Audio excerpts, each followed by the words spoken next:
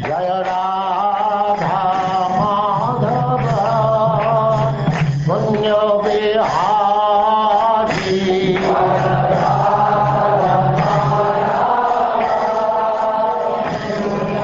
And now chapter 24, chanting the song sung by Lord Shiva.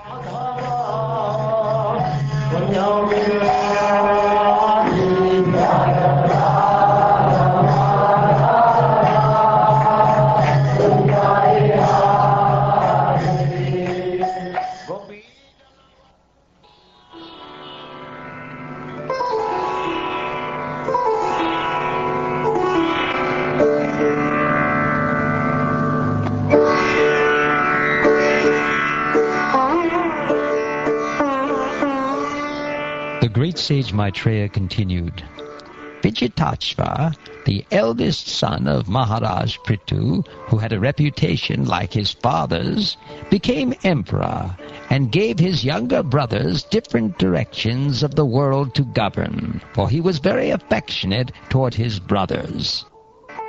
Maharaj Vichitasva offered the eastern part of the world to his brother Haryaksha, the southern part to Dhumarakesha, the western part to Vrika, and the northern part to Dravina.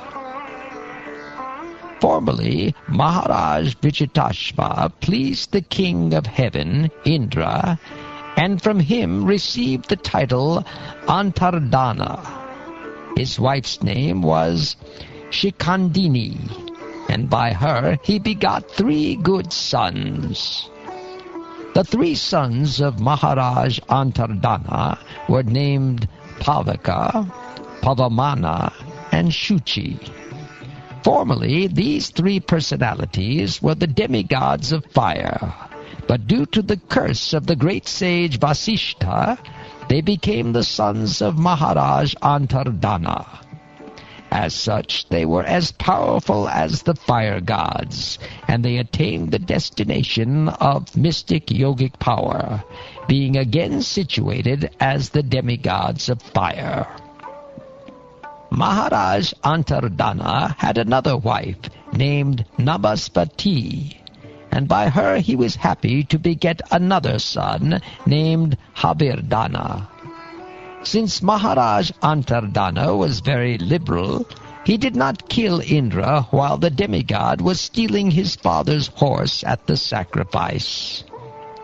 Whenever Antardana, the supreme royal power, had to exact taxes, punish his citizens, or fine them severely, he was not willing to do so.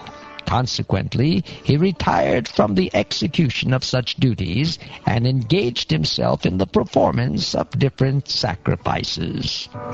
Although Maharaj Antardana was engaged in performing sacrifices, because he was a self-realized soul, he very intelligently rendered devotional service to the Lord, who eradicates all the fears of his devotees.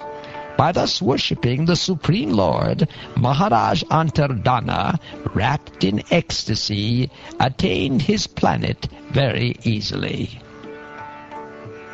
Havirdana, the son of Maharaj Antardana, had a wife named Havirdani, who gave birth to 6 sons, named Barishat, Gaya, Shukla, Krishna, Satya, and Jitavrata. My dear Vidura, Havirdana's very powerful son, named Barishat, was very expert in performing various kinds of fruitive sacrifices, and he was also expert in the practice of mystic yoga. By his great qualifications, he became known as Prajapati. Maharaj Barishat executed many sacrifices all over the world. He scattered kusha grasses and kept the tops of the grasses pointed eastward. Maharaj Barishat, henceforward known as Prachinabahi, was ordered by the supreme demigod Lord Brahma to marry the daughter of the ocean named Shatadruti. Her bodily features were completely beautiful, and she was very young. She was decorated with the proper garments, and when she came into the marriage arena and began circumambulating it, the fire god Agni became so attracted to her that he desired her company, exactly as he had formerly desired to enjoy Shuki. While Shatadruti was thus being married, the demons, the denizens of Gandharva Loka, the great sages, and the denizens of Siddhaloka, the earthly planets, and Nagaloka, although highly exalted, were all captivated by the tinkling of her ankle bells. King Prachinabahi begot 10 children in the womb of Shatadruti. All of them were equally endowed with religiosity, and all of them were known as the Prachetas. When all these Prachetas were ordered by their father to marry and beget children, they all entered the ocean and practiced austerities and penances for 10,000 years. Thus they worshipped the master of all austerity, the Supreme Personality of Godhead. When all the sons of Prachinabahi left home to execute austerities, they met Lord Shiva, who, out of great mercy, instructed them about the absolute truth. All the sons of Prachinabahi meditated upon the instructions, chanting and worshipping them with great care and attention.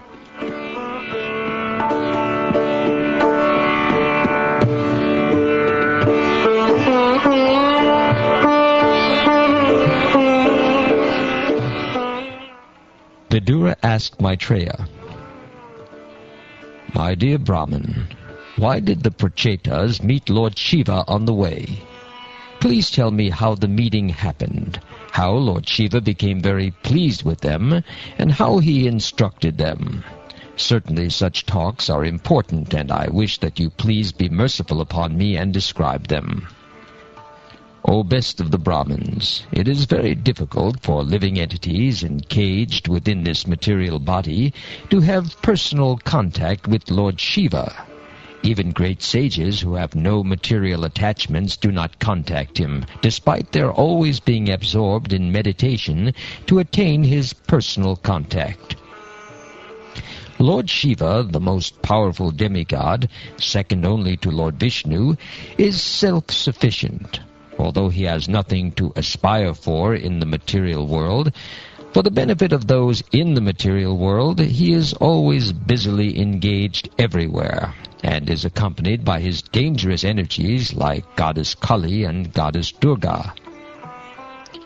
My dear Vidura, because of their pious nature, all the sons of Prachinabahi very seriously accepted the words of their father with heart and soul. And with these words on their heads, they went toward the west to execute their father's order. While traveling, the Prachetas happened to see a great reservoir of water, which seemed almost as big as the ocean. The water of this lake was so calm and quiet that it seemed like the mind of a great soul, and its inhabitants, the aquatics, appeared very peaceful and happy to be under the protection of such a watery reservoir. In that great lake there were different types of lotus flowers. Oh, some of them were bluish, and some of them were red. Some of them grew at night, some in the day, and some, like the Indivara lotus flower, in the evening. Combined together, the lotus flowers filled the lake so full that the lake appeared to be a great mine of such flowers. Consequently, on the shores there were swans and cranes, chakravaka, karandava, and other beautiful water birds standing about. There were various trees and creepers on all sides of the lake, and there were mad bumblebees humming all about them. The trees appeared to be very jolly due to the sweet humming of the bumblebees, and the saffron, which was contained in the lotus flowers, was being thrown into the air. These all created such an atmosphere that it appeared as though a festival were taking place there. The sons of the king became very much amazed when they heard vibrations from various drums and kettle drums, along with other orderly musical sounds pleasing to the ear.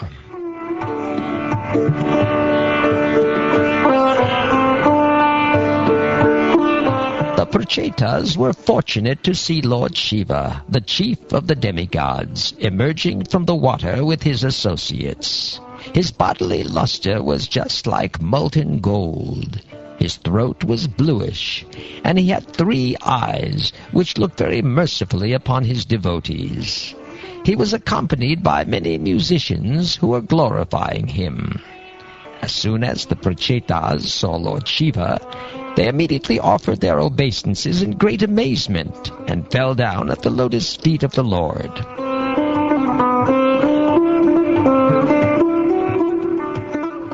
Lord Shiva became very pleased with the Prachetas because generally Lord Shiva is the protector of pious persons and persons of gentle behavior. Being very much pleased with the princes, he began to speak as follows. You are all the sons of King Prachinabahi, and I wish all good fortune to you. I also know what you are going to do, and therefore I am visible to you just to show my mercy upon you. Any person who is surrendered to the Supreme Personality of Godhead, Krishna, the controller of everything, material nature as well as the living entity, is actually very dear to me. A person who executes his occupational duty properly for 100 births becomes qualified to occupy the post of Brahma. And if he becomes more qualified, he can approach Lord Shiva. A person who is directly surrendered to Lord Krishna or Vishnu in unalloyed devotional service is immediately promoted to the spiritual planets. Lord Shiva and other demigods attain these planets after the destruction of this material world. You are all devotees of the Lord, and as such, I appreciate that you are as respectable as the Supreme Personality of Godhead himself. I know in this way that the devotees also respect me, and that I am dear to them. Thus no one can be as dear to the devotees as I am. Now I shall chant one mantra, which is not only transcendental, pure, and auspicious, but is the best prayer for anyone who is aspiring to attain the ultimate goal of life. When I chant this mantra, please hear it carefully and attentively.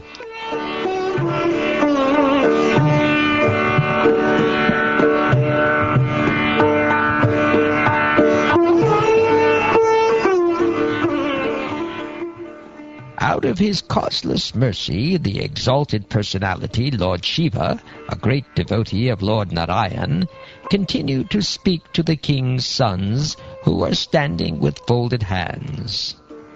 Lord Shiva addressed the Supreme Personality of Godhead with the following prayer. O Supreme Personality, glories unto you. You are the most exalted of all self-realized souls. Since you are always auspicious for the self-realized, I wish that you be auspicious for me. You are worshipable by virtue of the all-perfect instructions you give. You are the Super-Soul. Therefore I offer my obeisances unto you as the Supreme Living Being. My Lord, you are the origin of the creation by virtue of the lotus flower, which sprouts from your navel. You are the supreme controller of the senses and the sense objects, and you are also the all-pervading Vasudeva. You are most peaceful, and because of your self-illuminated existence, you are not disturbed by the 6 kinds of My dear Lord, you are the origin of the subtle material ingredients, the master of all integration, as well as the master of all disintegration, the predominating deity named Master of all intelligence, known as the predominating deity Pradyumna. Therefore I offer my respectful obeisances unto you. My Lord, as the supreme directing deity known as Aniruddha, You are the master of the senses and the mind. I therefore offer my obeisances unto you again and again. You are known as Ananta, as well as Sankarshan, because of your ability to destroy the whole creation by the blazing fire from your mouth. My Lord, O Aniruddha, you are the authority by which the doors of the higher planetary systems and liberation are opened. You are always within the pure heart of the living entity. Therefore I offer my obeisances unto you. You are the possessor of semen, which is like gold, and thus in the form of fire you help the Vedic sacrifices, beginning with Chaturhotra. Therefore I offer my obeisances unto you. My Lord, you are the provider of the Pitralokas as well as all the demigods. You are the predominating deity of the moon, and the master of all three Vedas. I offer my respectful obeisances unto you because you are the original source of satisfaction for all living entities. My dear Lord, you are the gigantic universal form, which contains all the individual bodies of the living entities. You are the maintainer of the three worlds, and as such, you maintain the mind, senses, body, and air of life within them. I therefore offer my respectful obeisances unto you. My dear Lord, by expanding your transcendental vibrations, you reveal the actual meaning of everything. You are the all-pervading sky within and without, and you are the ultimate goal of pious activities executed both within this material world and beyond it. I therefore offer my respectful obeisances again and again unto you. My dear Lord, you are the viewer of the results of pious activities. You are inclination, disinclination, and their resultant activities. You are the cause of the miserable conditions of life caused by irreligion, and therefore you are death. I offer you my respectful obeisances. My dear Lord, you are the topmost of all bestowers of all benediction, the oldest and supreme enjoyer amongst all enjoyers. You are the master of all the world's metaphysical philosophy, for you are the supreme cause of all causes, Lord Krishna. You are the greatest of all religious principles, the supreme mind, and you have a brain which is never checked by any condition. Therefore I repeatedly offer my obeisances unto you.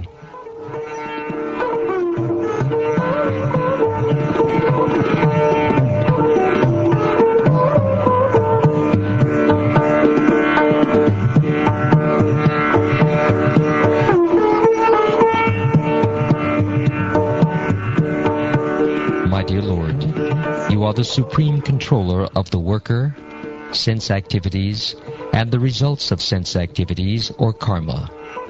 Therefore you are the controller of the body, mind, and senses. You are also the supreme controller of egotism, known as Rudra. You are the source of knowledge and the activities of the Vedic injunctions. My dear Lord, I wish to see you exactly in the form that your very dear devotees worship. You have many other forms, but I wish to see your form that is especially liked by the devotees.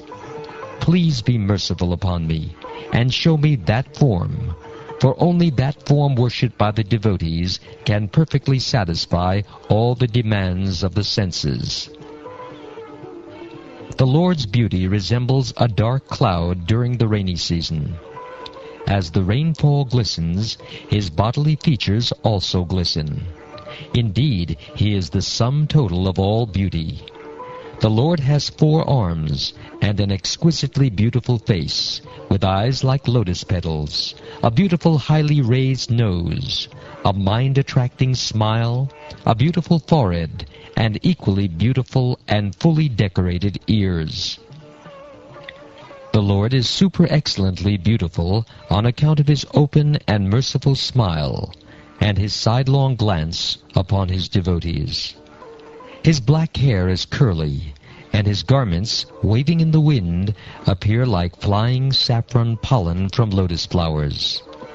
His glittering earrings, shining helmet, bangles, garland, ankle bells, waist belt, and various other bodily ornaments combine with conch shell, disc, club, and lotus flower to increase the natural beauty of the Kaustubha pearl on his chest. The Lord has shoulders just like a lion's. Upon these shoulders are garlands, necklaces, and epaulets, and all of these are always glittering. Besides these, there is the beauty of the Kaustubha money pearl, and on the dark chest of the Lord there are streaks named Srivatsa, which are signs of the goddess of fortune. The glittering of these streaks excels the beauty of the golden streaks on a gold-testing stone. Indeed, such beauty defeats a gold-testing stone. The Lord's abdomen is beautiful due to the 3 ripples in the flesh. Being so round, his abdomen resembles the leaf of a banyan tree, and when he exhales and inhales, the movement of the ripples appears very, very beautiful. The coils within the navel of the Lord are so deep that it appears that the entire universe sprouted out of it and yet again wishes to go back. The lower part of the Lord's waist is dark and covered with yellow garments and a belt bedecked with golden embroidery work. His symmetrical lotus feet and the calves, thighs, and joints of his legs are extraordinarily beautiful. Indeed, the Lord's entire body appears to be well built. My dear Lord, your 2 lotus feet are so beautiful that they appear like 2 blossoming petals of the lotus flower, which grows during the autumn season. Indeed, the nails of your lotus feet emanate such a great effulgence that they immediately dissipate all the darkness in the heart of a conditioned soul. My dear Lord, kindly show me that form of yours which always dissipates all kinds of darkness in the heart of a devotee. My dear Lord, you are the supreme spiritual master of everyone. Therefore, all conditioned souls covered with the darkness of ignorance can be enlightened by you as the spiritual master.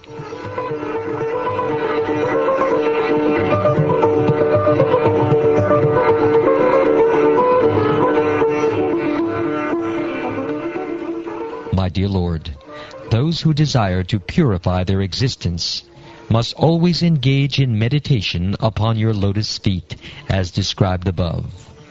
Those who are serious about executing their occupational duties and who want freedom from fear must take to this process of bhakti yoga. My dear Lord, the king in charge of the heavenly kingdom is also desirous of obtaining the ultimate goal of life, devotional service. Similarly, you are the ultimate destination of those who identify themselves with you, Aham Brahmasmi. However, it is very difficult for them to attain you, whereas a devotee can very easily attain your lordship.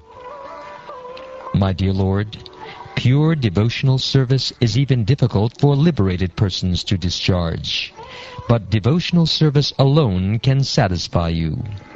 Who will take to other processes of self-realization if he is actually serious about the perfection of life?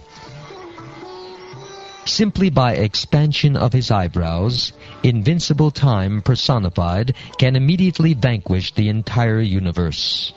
However, formidable time does not approach the devotee who has taken complete shelter at your lotus feet. If one by chance associates with a devotee even for a fraction of a moment, he no longer is subject to attraction by the results of karma or jnana. What interest then can he have in the benedictions of the demigods who are subject to the laws of birth and death?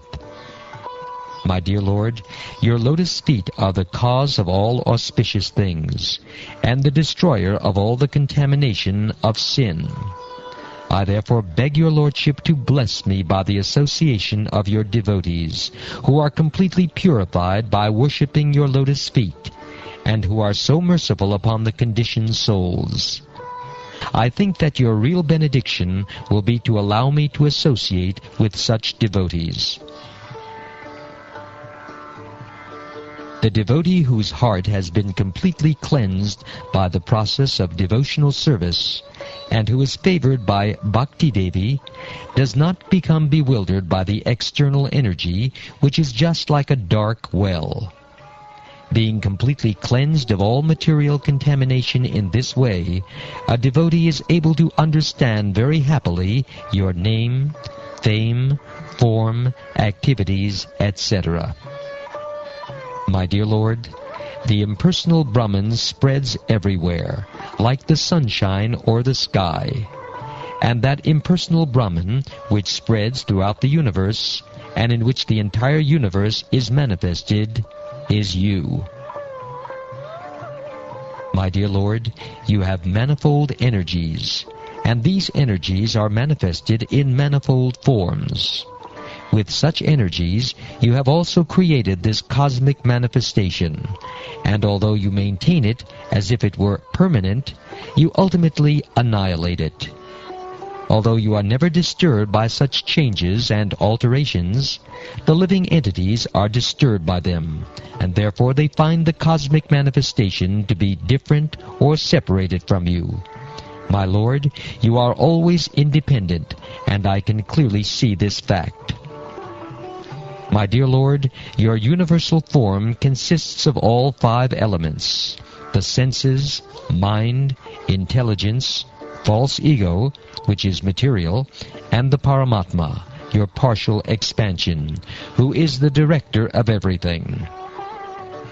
Yogis other than the devotees, namely the Karma Yogi and Jnana Yogi, worship you by their respective actions in their respective positions. It is stated both in the Vedas and in the Shastras that are corollaries of the Vedas, and indeed everywhere, that it is only you who are to be worshipped. That is the expert version of all the Vedas.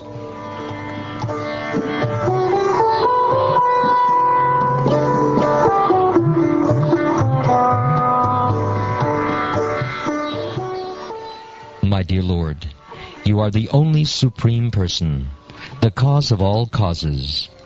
Before the creation of this material world, your material energy remains in a dormant condition. When your material energy is agitated, the 3 qualities, namely goodness, passion, and ignorance, act, and as a result, the total material energy, egotism, ether, air, fire, water, earth, and all the various demigods and saintly persons, becomes manifest. Thus the material world is created. My dear Lord, after creating by your own potencies, you enter within the creation in 4 kinds of forms. Being within the hearts of the living entities, you know them and know how they are enjoying their senses. The so-called happiness of this material creation is exactly like the bee's enjoyment of honey after it has been collected in the honeycomb. My dear Lord, your absolute authority cannot be directly experienced, but one can guess by seeing the activities of the world that everything is being destroyed in due course of time. The force of time is very strong, and everything is being destroyed by something else, just as one animal is being eaten by another animal. Time scatters everything, exactly as the wind scatters clouds in the sky. My dear Lord, all living entities within this material world are mad after planning for things, and they are always busy with the desire to do this or that. This is due to uncontrollable greed. The greed for material enjoyment is always existing in the living entity, but your lordship is always alert, and in due course of time you strike him, just as a snake seizes a mouse and very easily swallows him. My dear Lord, any learned person knows that unless he worships you, his entire life is spoiled. Knowing this, how could he give up worshipping your lotus feet? Even our father and spiritual master, Lord Brahma, unhesitatingly worshipped you, and the 14 Manus followed in his footsteps. My dear Lord, all actually learned persons know you as the Supreme Brahman and the Supersoul. Although the entire universe is afraid of Lord Rudra, who ultimately annihilates everything, for the learned devotees, you are the fearless destination of all.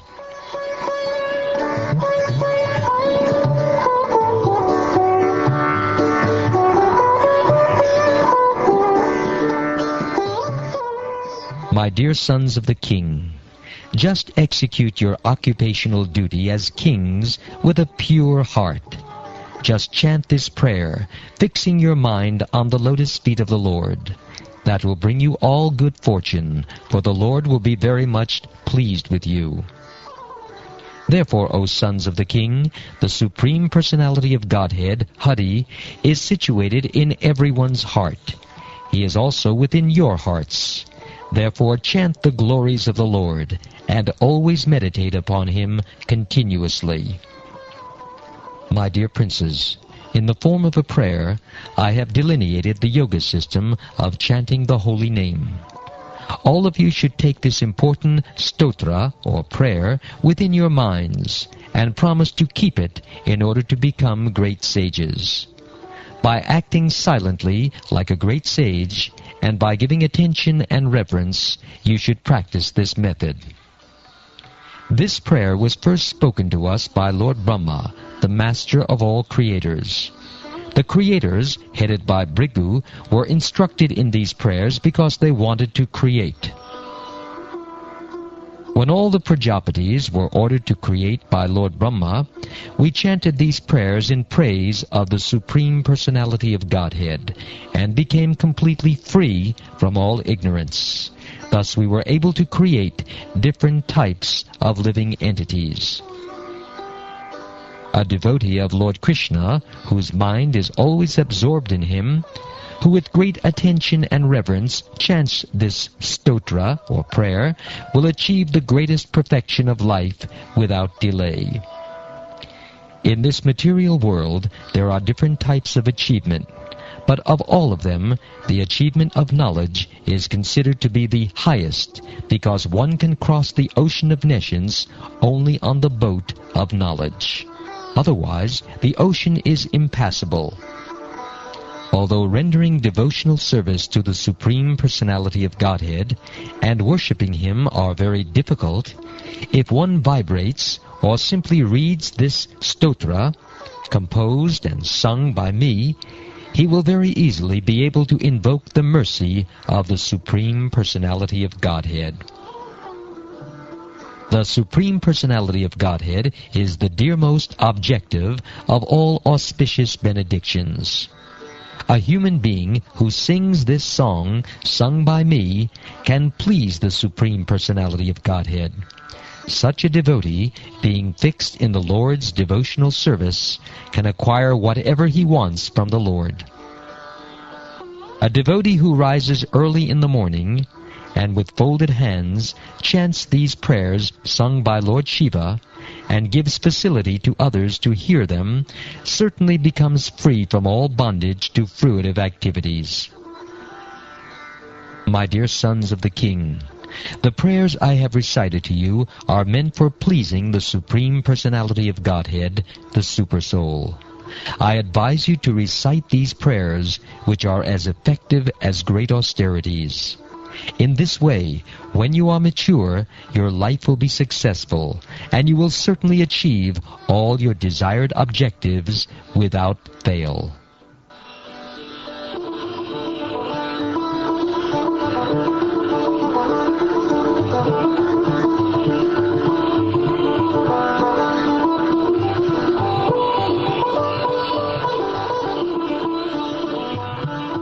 Thus ends the 24th chapter of the 4th canto of the Srimad Bhagavatam, entitled chanting the song sung by Lord Shiva.